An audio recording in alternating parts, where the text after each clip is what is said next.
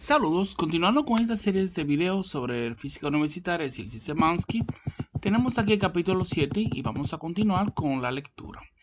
Por ejemplo, energía potencial gravitacional para movimiento en una trayectoria curva. En este caso, vamos a tener en nuestros dos primeros ejemplos, el cuerpo se movió en una trayectoria vertical recta. ¿Qué sucede si la trayectoria es inclinada? O curva, como la 7.7a.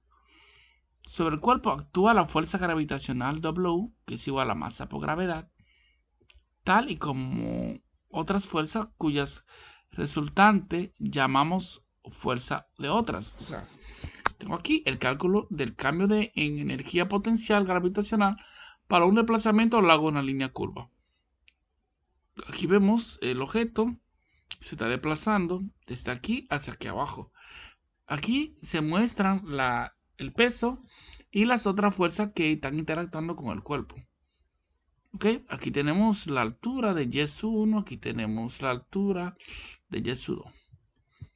Para calcular el trabajo efectuado por la fuerza gravitacional durante este desplazamiento, dividimos la trayectoria en segmentos pequeños, delta S, en pequeños segmentos de delta S. Ok, tal como se muestra aquí. Un segmento típico se muestra en la figura 7.7b. El trabajo realizado por la fuerza gravitacional sobre este segmento es el producto escalar de la fuerza y el desplazamiento. En términos de vectores unitarios, la fuerza es igual, en este caso, que es el peso de masa por gravedad, en este caso negativo porque va hacia abajo, la masa por la gravedad, por la componente J. El desplazamiento es delta S en este caso, el desplazamiento va a ser las componentes tanto vertical como horizontal. Delta X, componente y delta Y, componente J.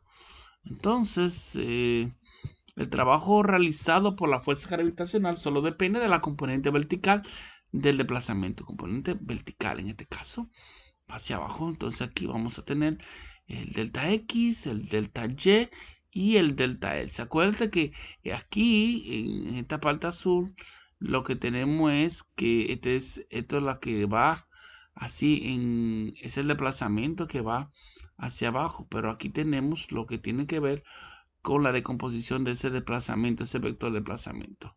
En este caso, tanto delta Y como WM van hacia abajo, van negativo. Entonces aquí yo tengo que después de esto, de ver que el trabajo va negativo hacia abajo en J y ver que no se está tomando en cuenta la parte horizontal, sino la vertical, la componente vertical, nos damos cuenta que el trabajo aquí, o sea, el trabajo va a ser igual a la fuerza multiplicada por el desplazamiento. Entonces, el trabajo por desplazamiento, o sea, trabajo no, este peso por desplazamiento, está la fuerza, y aquí está el desplazamiento que va a ser igual a mj, o sea, mgj, que es la componente vertical, multiplicada por, o sea, el producto punto, producto escalar, por las componentes del desplazamiento, delta x, y delta yj. A multiplicarse, vemos que solamente vamos a utilizar la J aquí con acá, en ese producto. Entonces aquí me va a quedar negativo delta Y. Negativo G por delta Y. El trabajo efectuado por la gravedad es el mismo que si el cuerpo se hubiera desplazado verticalmente a una distancia delta Y. Sin desplazamiento horizontal. Esto se cumple para cada segmento. Así que el trabajo total efectuado por la fuerza gravitacional es el negativo del peso multiplicado por el desplazamiento vertical total, que es Y2 menos Y1. Es decir, señores, no estamos tomando en cuenta el desplazamiento horizontal, sino solamente el vertical. Entonces el trabajo gravitacional va a ser igual al negativo de la masa por la gravedad por Y2 menos Y1. Aquí vamos a tener, cuando tú multiplicas menos te da más. Por eso se puso el Y1 primero y después se puso el Y2 de aquel lado. Es decir, que va a ser igual a la energía potencial gravitatoria 1 menos la energía gravitatoria 2. Esto es igual a la ecuación 7.1 y 7.3. donde se supuso una trayectoria completamente vertical. Así que aun si la trayectoria de un cuerpo entre dos puntos es curva, el trabajo total afectado por la gravedad depende solo de la diferente altura entre estos dos puntos.